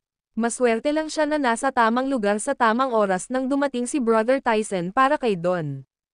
Ang basura ay basura lang. Naisip ko noong una na mababago niya ang kanyang kapalaran tulad ng sabi ng kasabihan, ang maalat na isda ay maaaring bumalik. Halos naisip ko na ang taong ito ay ang bagong presidente ng York Enterprise. Masyado lang kayong mag-isip. Gusto man ng isang live-in na manugang na tulad niya na magpakintab ng sapatos ni Mr. Woods, hahamakin siya dahil sa kanyang mga kamay. Maraming tao ang nakaintindi nito ngayon. Tinalo pala ni Tyson si Don dahil nawalan siya ng pera. Akala nila noong una ay pinaninindigan niya si Harvey. Ang video na ito ay edited by Urban Storytelling. Kabanata 28, Mr. Zander, pwede mo bang ipaliwanag? Hiniling ko lang sa isang tao na suriin ito. Hindi makash ang tseke mo. Sa sandaling ito, ibinaba ni Senior Zimmer ang telepono at lumabas. Ikanaway niya ang kanyang kamay at malamig na binasag ang tseke sa mukha ni Don. Inisip niya noong una na nakuha na niya ang working capital na humigit kumulang 10 milyong dolyar. Sa hindi inaasahang pagkakataon, ngayon lang siya nagising sa sinabi ni Tyson. Mabilis niyang tinanong ang isang tao upang magtanong tungkol dito. Noon lang niya nalaman ang totoo. Labis na kinasusuklaman ni Senior Zimmer si Don sa ngayon dahil mas inaalala niya ang kanyang mukha sa kanyang buhay. Ang kanyang pinili doon ay nawala bust at isang walang kwentang tao. Paano niya haharapin ang mga taong iyon? Pinunasan ni Don ang dugo sa mukha niya at walang ganang ngumiti. Senior Zimmer, huwag mong kakalimutan, nagtatrabaho pa ako sa York Enterprise. Kahit na nalugi ako, maaari pa rin akong bumangon anumang minuto. Walang kamalay-malay na sumimangot si Senior Zimmer pagkasabi niya nito. Tinatakot siya ng Don. Ang Yorks ang nangungunang pamilya sa Southlight, ang nasa likod ng York Enterprise. Kahit na ang unang klaseng pamilya ay hindi nang ahas na pukawin sila. Mas agresibo din ang aso nila doon kaysa sa mga ordinaryong tao. Hindi naging mahirap para kay Don na bumangon muli dahil mayroon siyang makapangyarihang pamilyang sumusuporta sa kanya. Oo naman, hindi alam ni Senior Zimmer na si Don ay na-kick out sa York Enterprise, kung hindi niya kailangang matakot sa kanya. Kung gayon, maghihintay ako hanggang sa ang 10 milyong dolyar ay talagang nasa aking mga kamay, pagkatapos ay isasaalang-alang namin muli ang iyong kasal. Tumingin si Senior Zimmer kay Don ng malalim. Tapos nag-wave na siya ng kamay at umalis na. Che, mahirap pala siya, at naglakas loob pa siyang kumilos sa harap natin. Hindi nakakagulat na dumating si Tyson para sa kanya. Gusto ko rin siyang guluhin. Well, siya pa rin ang aso ng mga York kung tutuusin. Hindi namin kayang masaktan siya. Patuloy na kumikislap ang mga mata ni Don habang nakatingin sa mga taon ng pamilya Zimmer na tumatawag sa kanya noon na ngayon ay kinukutsa siya ni Mr. Xander. Napatingin tuloy siya sa magandang si Mandy na nasa hindi kalayuan. Sa sumunod na segundo, galit na galit si Don. Nang hindi pinansin ng lahat, bigla niyang kinuha ang kutsilyo sa mesa at sumugod sa karamihan. Pagkatapos ay hinawakan niya si Mandy at itinapat ang kutsilyo sa kanyang lalamunan. Don Xander, ano ang sinusubukan mong gawin? Nagulat si Mandy at namutla ang maganda nitong mukha. Paanong biglang naging radikal ang isang ginoong tulad ni Don? Tumahimik ka. Ngumisi si Don at sinipa ang mesa sa harap niya, na nakakuha ng atensyon ng mga manonood. Pagkatapos ay malamig niyang tinitigan si Senior Zimmer. Matanda, sino ang nagbigay sa iyo ng karapatang sampelan ako? Ikaw lang ang Panginoon ng isang pangalawang klaseng pamilya. How dare you slap me? Mukhang nagtatampo si Senior Zimmer. Hindi niya akalain na ang walang kwentang bastard si Don ay gagawa ng ganoon. Gayunpaman, siya ay isang malaking pagbaril. Bahagyang kumunat ang noo niya sa sandaling ito at sinabing, Mr. Xander, hayaan mo na siya bago pa huli ang lahat, bata ka pa. May pagkakataon ka pang bumalik. Bakit kailangan mong sirain ang iyong kinabukasan? Tumahimik ka. Itinaas ni Don ang kutsilyo sa kanyang kamay. Nasa Syra ang kinabukasan ko. Sabihin ko sa iyo, ang aking kinabukasan ay matagal nang wala. Ngayon lang ako na-dismiss ng York Enterprise. Wala akong pera ngayon. Ikaw, hindi mo ba ako binigyan ng Heart of Prague? Nagulat si Mandy. Paanong wala kang pera? Ha ha ha ha. Tumawa ng malakas si Don. Naniniwala ka ba sa ganyang kalokohan? Hindi ako tanga. Bakit kita bibilhan ng ganito kamahal na brose? Sa tingin mo ba ganoon ako katanga? Sa hindi inaasahan, ikaw, Mandy Zimmer, ay mukhang dalisay at inosente. Kahit ang asawa mo ay hindi ka mahawakan. Gayunpaman, hindi mo alam kung sino ang nagbigay sa iyo ng isang bagay. Ikaw ay talagang isang kaayla-hilakbot na, Green TB *******H. Dapat bulag ako para mahulog sayo. Ikaw. Sa sobrang galit ni Mandy ay gusto niyang sampelan si Don. Gayunpaman, hawak pa rin niya ang kutsilyo sa kanyang lalamunan. Hindi siya nang ahas na gumalaw. Sa pagkakataong ito, kinakagat niya ang kanyang mga labi at malapit na itong magdugo. Ngumuso si Don Xander at tinitigan si Senior Zimmer. Sumigaw siya, matanda, mas mabuting makinig ka sa akin. Maghanda ng 10 milyon na pera at isang kotse. Bibigyan kita ng 1 oras. Kung hindi ka nakarating, isasama ko siya sa akin. Ikaw, si Senior Zimmer ay nanginginig sa galit. Napakatapang ni Don sa paghingi. Gagawin mo ba? Kung hindi, papapatayin ko siya ngayon. Sigaw ni Don. Xander, bitawan mo ang kapatid ko. Sabik na sabik si Cynthia at gustong sumugod pero pinigilan siya ni Lillian. Bigla siyang may naisip at malakas na sinabi, Mr. Xander, hindi ka lang humihingi ng pera. Ibibigay ko sa'yo. Kung pakakawalan mo ang aking anak, ibibigay ko ito sa iyo. Ngumisi si Don. Tinitigan niya ang kaakit-akit na babaeng ito at malamig na sinabi, sa tingin mo ba tanga ako? Sa tingin mo ba maniniwala ako sa'yo? Hindi ka ba tatawag ng pulis kung wala akong hostage? Hindi kami tatawag ng pulis dahil siya ang magiging hostage mo. Tinuro ni Lillian si Harvey at tamang sabi. Oo, oo, oo. Siya ang magiging hostage. Siya ang live-in son-in-law ng pamilya Zimmer. Dadalhin namin ang pera para maibalik siya. Pabayaan mo na lang ang kapatid ko. Mabilis na pangungumbinsi ni Cynthia. Wala si Harvey sa paningin niya. Kung siya ang maging hostage imbes na si Mandy, that would be the best. Ang bastard na ito ay walang kwenta pa rin. Mas mabuting mag-*** siya.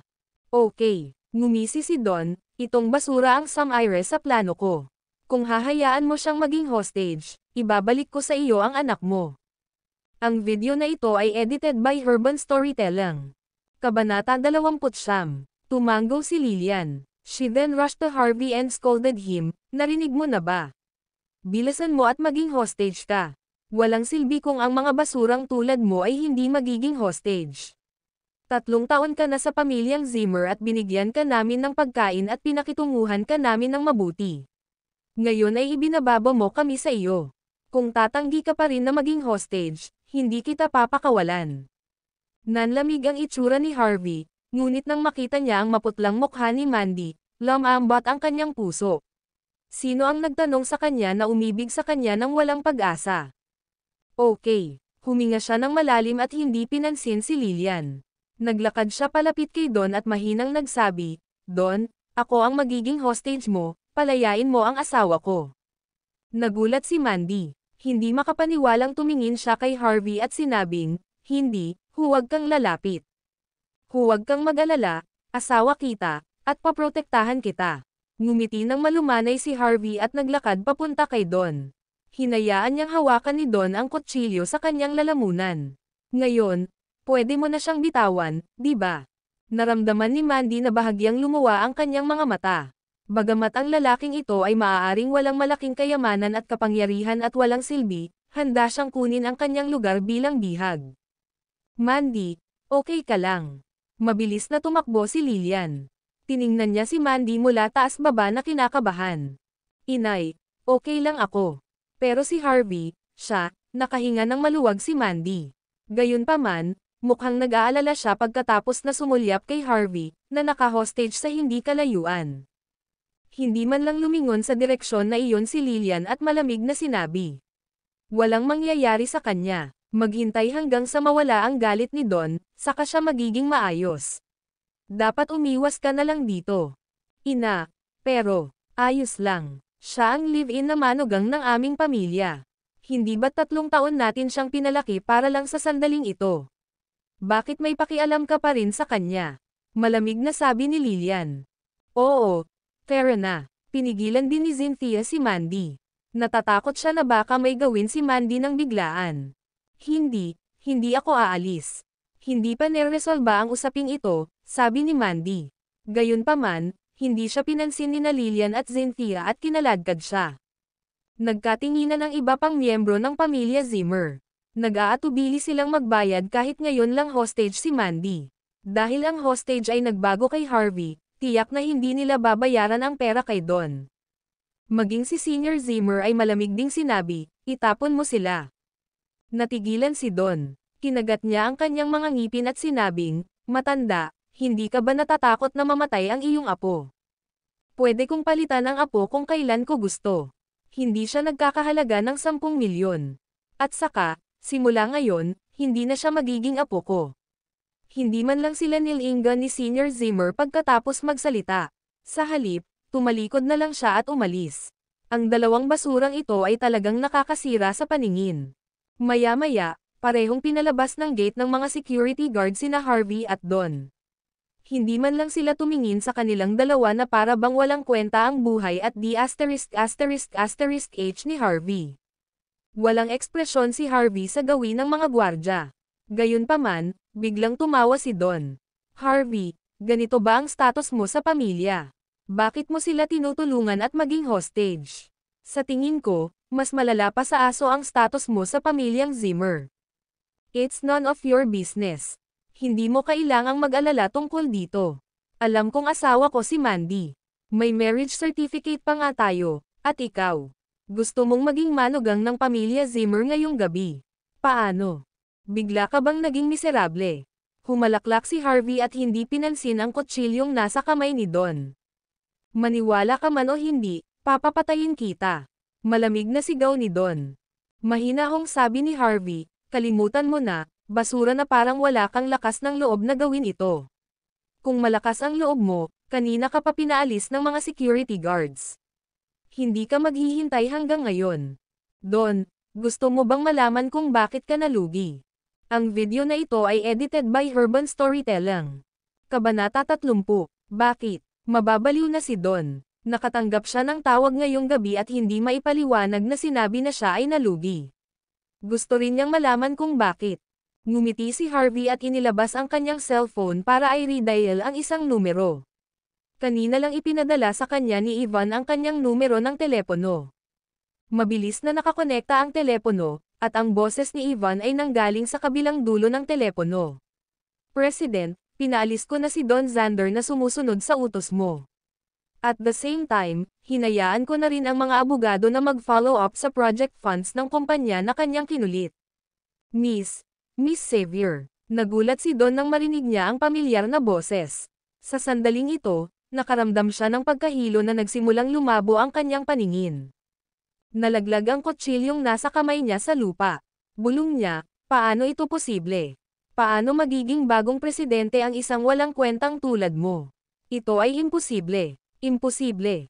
Imposible. Ang mga nakababatang henerasyon ng mga York ay kilalang kilala. You can't be. Patuloy na umiling si Don. Malapit na siyang mabaliw sa mga sandaling ito. Nahulaan na niya ang katotohanan, ngunit ayaw niyang maniwala. Madali siyang mapahamak ng basurang minamaliit niya, tulad ng pagdurog ng langgam. Please tell me who you are. Kahit na gusto mo ako, huwag mo akong ipadala sa libingan ng hindi alam kung sino ka. Nagkaroon ng meltdown ang Don at malapit nang umiyak. Hindi mo ba alam na ang mga York ay may tagapagmana noon? Mahinahong sabi ni Harvey. Ikaw ay, sir, ganap na nabalisa si Don. Lumuhad siya at yumuko. Sir, patawarin niyo po ako. Kasalanan ko kung bakit hindi kita nakilala. Pwede mo ba akong bitawan? Hayaan mo na lang ako na parang wala lang. Hindi ako maglakas loob na gawin ito muli, ako. Pangako hindi ko naguguluhin ang asawa mo. Ipinapangako ko na hindi na ako muling magpapakita sa iyong harapan. Mangyaring iligtas ang aking buhay. Mangyaring bigyan ako ng isang paraan upang makalabas. Ngumiti si Harvey at sinabing, hindi ba sinabi mo na hindi mo ako papayagang makita ang araw bukas? Sir, dapat kasing bulag ako ng paniki. Pakiusap, hayaan mo akong mabuhay. Hindi ako makakaligtas kung magpapatuloy ito. Nagtrabaho ako ng husto sa loob ng maraming taon sa York Enterprise. Maaari mo ba akong bigyan ng pagkakataon para sa kapakanan nito? Yumuko si Don habang umiiyak. Magwala ka. Maaari mong gawin ang anumang gusto mo. Huwag ka na lang magpakita sa harapan ko sa hinaharap. Hindi nais ni Harvey na mag-aksaya ng kanyang oras at lakas sa maliit na lalaking ito. Ayos lang ito hanggat hindi siya mapakali. Salamat, sir. Salamat, sir. Patuloy na nakayuko ang Don at walang pakialam sa kakaibang tingin ng ibang tao. Kumpiyansa siyang babangon siyang muli hanggat payag si Harvey na palayain siya. Hindi na nagsalita si Harvey. Lumingon siya at nakita ang kanyang electric bike. Sumakay siya dito at umalis. Mukhang hindi na siya makakabalik sa bahay ngayong gabi. Kaya, pumunta siya sa kumpanya. Natigilan ang ilang mga dumadaan na nakamasid. Ano ang nangyayari? Sa mga araw na ito, kahit na ang isang taong nakasakay lang sa isang electric bike ay maaaring may lumuhad sa kanya. Kuwait. Samantala, sa Zimmer Villa, nagpatuloy si Senior Zimmer sa pagdaraos ng mga pagpupulong. Walang pakialam sa pagiging hostage ni Harvey. Nagtatampo si Senior Zimmer sa sandaling ito. Nais namin noong una na tulungan kami ni Don na makuha ang pamumuhunan mula sa York Enterprise. Sa hindi inaasahang pagkakataon, isa ring walang kwentang B** star ang lalaking ito. Ngayon pag-usapan natin ito. Ano ang maaari nating gawin upang makuha ang pamumuhunan? Pare, kailangan ba talaga natin ang pondong ito? Nakasimangot na sabi ni Sean. Oo naman. Nakalimutan mo na ba na bumili tayo ng kapirasong lupa sa commercial center noong nakaraang taon? Malaki ang ginastos namin sa lupang iyon noong nakaraang taon. Karamihan sa working capital ng pamilya ay namuhunan dito. Ngayon, mayroon tayong mga problema sa cash flow, at mas maraming pera ang kailangan para mamuhunan sa lupaing iyon. Kung makukuha natin ng maayos ang investment mula sa York Enterprise, magiging maayos ang lahat. Magagawa naming bumuo ng commercial center na iyon at sumakay din sa kanilang mga coattail. Pagkatapos, ang pamilyang Zimmer ay makakasama sa first class na line-up ng pamilya sa NME. Seryoso ang mukha ni Senior Zimmer nang sabihin niya ito. In short, we better rely on ourselves than other people. Kailangan nating gumawa ng paraan para makasama ang bagong pangulo.